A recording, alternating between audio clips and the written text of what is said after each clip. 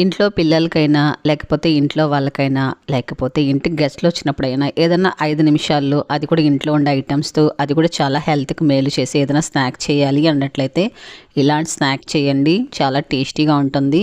ఇప్పుడు ఎలా చేయాలో చూద్దాం. ముందుగా మనం ఒక గిన్నె తీసుకొని ఇందులో ఒక కప్పు అటుకులు తీసుకొని ఒకసారి నీట్గా కడిగేసుకోవాలండి. నేను కొద్దిగా మందంగా ఉంటాయి కదా అలాంటి అటుకులు తీసుకున్నాను.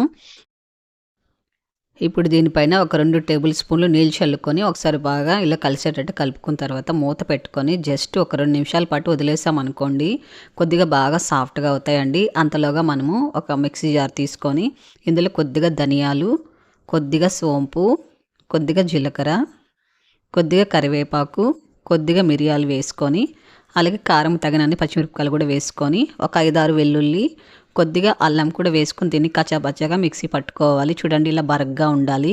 చూడండి అటుకులు బాగా సాఫ్ట్గా అయిపోయాయి. చేత్తో ఒకసారి ఇలా కలుపుకోవాలి. తర్వాత సన్నగా తురుముకున్న క్యారెట్, కొద్దిగా కొత్తిమీర, కరివేపాకు, అలాగే కొద్దిగా నువ్వులు మనం మిక్సీ పట్టుకున్నాం కదా ఇదంతా కూడా వేసుకోవాలి. అలాగే సన్నగా కట్ చేసుకున్న ఉల్లిపాయ ముక్కలు, అలాగే సన్నగా కట్ చేసుకున్న మెంతాకు వేసుకోవాలి. మెంతాకు నీట్గా కడుక్కున్న తర్వాత కట్ చేసుకోండి. తర్వాత తగినంత సాల్ట్ వేసుకొని అన్నీ కలిసేలాగా ఒకసారి బాగా ఇలా కలుపుకోవాలి.